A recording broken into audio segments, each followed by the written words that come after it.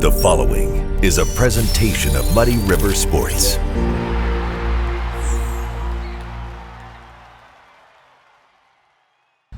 Well, it's another installment of the 25 of 25 series brought to you by Prairieland FS Incorporated.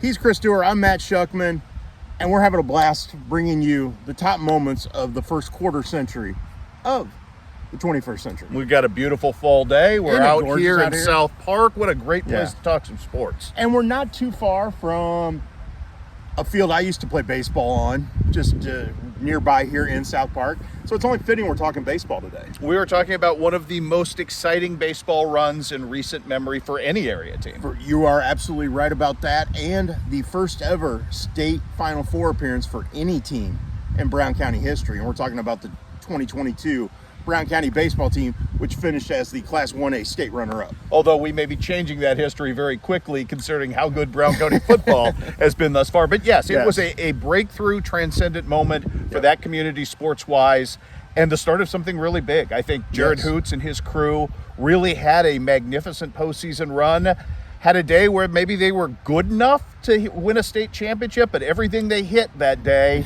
just seemed to go the opposite direction on the Hornets against Louisville North Clay. Louisville North Clay, yes. Yeah. But the day before that and the game before that even were epic moments in Brown County history. You go back to the super sectional game against Carrollton at Claude Krasik Field over in the Lincoln Lane Community College campus.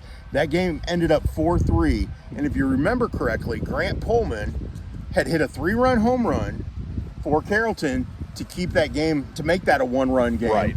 He was in the on-deck circle when the final out was. He was. And Jared Hoots had already said he was walking him. As he should have. He had no qualms about that. He was going to walk him, because I remember the quote, I think similar to this, was he didn't know what kind of fool he would look like if he let Grant Pullman beat him. Well, the one thing we can say about Jared Hoots is he's not a dumb man in any sense of the word. No. So that was probably a really great gesture and move at that point because, And if you remember correctly how that game ended, it ended on a weird double play. I do remember. You know, Colby Ward had pitched a bulldog of a game, and they got a ground ball out at second base. And Maverick Henry, when he went to pivot to make the relay throw to first base for a potential double play, was taken out. Right. And the second base umpire called interference and called the runner at first out. Game over. Brown County celebrates and is headed to the Final Four. Exactly. And the pictures I got, and again, right spot, right time, but Colby Ward and Jared Hoots celebrating, the raw emotion from those pictures are still some of the favorite pictures I've ever taken. Well, I can certainly understand that was a really neat day. So too was the move over to Duerr Park for that state semifinal with Ottawa Marquette. Yes. Which, Gabe Blakely, what a great pitching performance. Incredible. And then you had the elder Mr. Henry step in relief and throw, 3 batters I think he ended up throwing? And bases loaded in the bottom of the 7th. Brown County leading 2-1. And Mason Henry got the final out. It was on a pop fly to Gabe Blakely in center field. Yes. So he relieved Gabe Blakely, who pitched a phenomenal game. Really did. And then Mason got the final out, and they're headed to the state title game. And again, that Louisville North Clay team was very, very good. They were, and I take nothing away from them. Brown County had a chance in that game, and what was that final score, like 12-4? 12-4. Okay, so it did blow up at the end. Now that you say that, yes. But again, you think about the run that team took the county on. I remember that, the pre-state tournament fire truck ride down Main Street in Brown County and sitting there talking with Dave Phelps. Yeah. As he was sitting there watching it and those kids riding on the fire truck as it went down. And the whole county, it felt like, was headlining the street that day. Everything was Kelly green and white. Everywhere you looked, every storefront had signs in it. It was incredible, and it's the way you expect a small town to rally around its high school team when they do something epic. Well, and you know how Brown County fans are because they're just so enthusiastic, and they haven't had, to that point, that level of event to cheer for. Although they did have a lot of that at the junior high level with some of those great kids that have come through over the years. That was really the first realization of all that talent coming through. Well, and I remember Colby Ward telling me afterwards that they won a junior high state title, and he's like, nobody thought we'd come back and do it in high school. Right. And he's like, look, we got a chance. And, and it's like, we proved everybody, how good we are moving forward, as good as we were at junior high. And that was really neat. And think about that team. Gabe Blakely, phenomenal pitcher, great hitter, great center fielder. Mason Henry, again, you're one of the sharpest kids we've ever dealt with. Maybe the most bulldoggy kid I've ever covered, in Colby Ward. Yeah. You know, and then you had the young kids on that team, a Maverick Henry.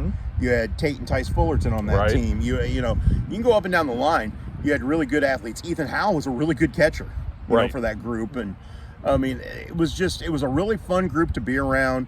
And I just remember being at the super sectional and talking to those guys, and then going to the state tournament, and just how accommodating the players were, chatting after their games, win or lose. And we did a shuck on a truck with them. Even as disappointed as they didn't win the state title, we ended up doing a shuck on a truck to celebrate their season. And I asked them, I gave it to them, do you guys want to do it? Even as disappointed as they were. And they were all like, yeah, we want to do it.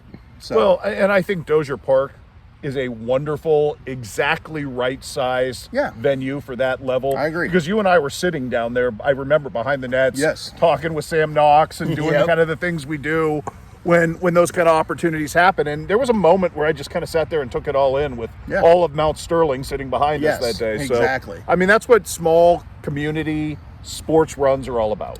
And I know that's the only one so far in Brown County history team to bring home a state trophy. Far as of this recording. So far, yes. And I was getting to this so far because not only do we have the Brown County football team currently in the state quarterfinals as we sit here and record this, and we'll drop this online, but we got two basketball teams at Brown County that are really talented, that you just never know what might happen. And maybe that vehicle parked behind us is having to make some trips this winter, or Thanksgiving weekend. Let's hope.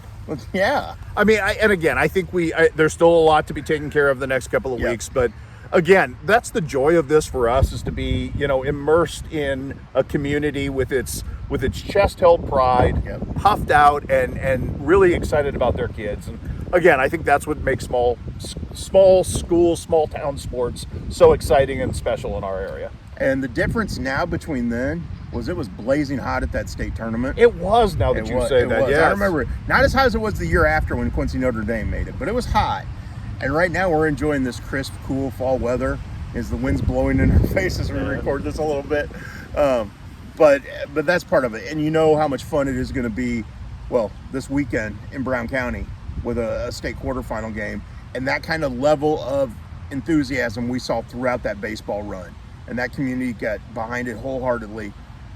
And again, one of my favorite runs to follow a team on a state tournament trek.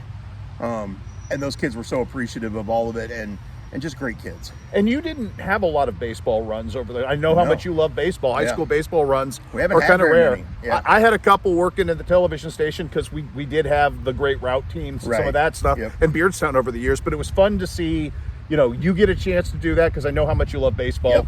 It was fun to, again, just kind of see those kids grow in that moment and realize they belong. There it is. Brown County Baseball's run to the state championship game in 2022 is number 21 on our list of 25 of 25, the greatest sports moments of the last quarter century, brought to you by Prairieland FS. We got more coming your way. Muddy River Sports. Our home, our sports.